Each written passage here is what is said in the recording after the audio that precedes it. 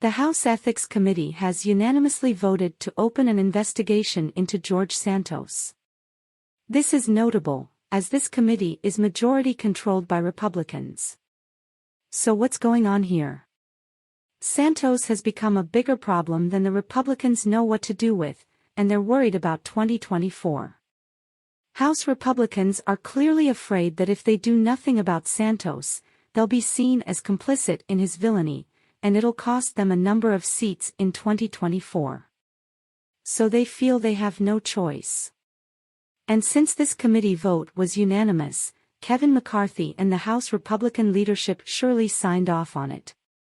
Republicans are surely hoping they can do an ethics probe into Santos, acknowledge what everyone out there already knows about him, condemn and censure him, but not have to expel him and lose the seat. But that'll come down to what the level of public attention and pressure is by the time the probe reaches its conclusion. Republicans have majority control over this probe, and have the chair position. But Democrats are a large minority on the Ethics Committee, and they have a ranking member with some power.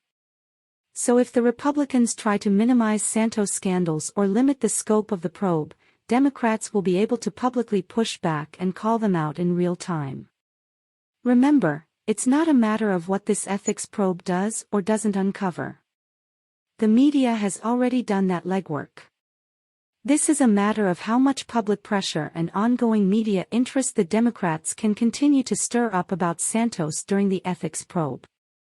There is also the reality that with Santos being under criminal federal and state investigation, and under investigation in Brazil, he could easily end up indicted before year's end.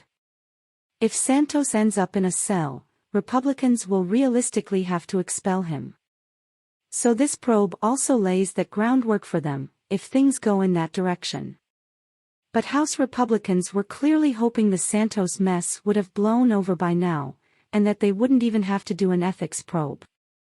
It's a credit to the House Democrats for keeping Santos in the news, making him a face of the Republican House, and putting the Republicans in a position where they had no choice but to launch this ethics probe.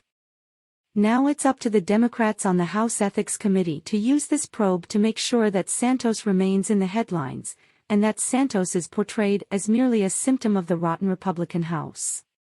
And it's your job to help the Democrats on the Ethics Committee get their messaging across. The messaging you'll want to push: 1. Santos is a career criminal and must be expelled. 2. Santos is merely a symptom of a corrupt Republican House, and the Republicans must be voted out in 2024. Remember, if you're just yelling defeatist tripe like, Republicans will protect Santos no matter what, or Santos will get away with it all no matter what, you're just pissing all over the Democratic messaging so you can feel outrage. Please keep your defeatist leanings to yourself, because defeatist rhetoric does get in the way of the actual messaging. Also, 90% of what you're going to hear about this ethics probe from the media and pundit class will be wrong. The probe does not mean Republicans have suddenly grown a conscience or grown a spine. Nor can the Republicans use this probe to just magically sweep Santos scandals under the rug.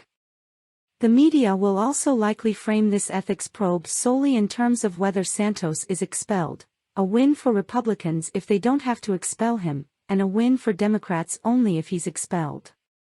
But that's overly simplistic and misses most of the point.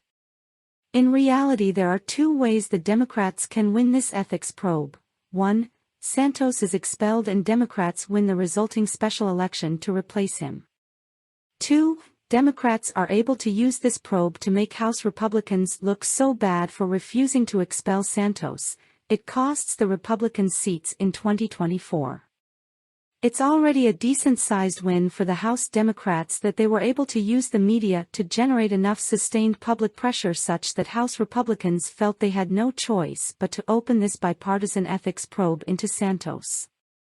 That's a credit to the Democrats for being so on point with messaging, as per usual these days.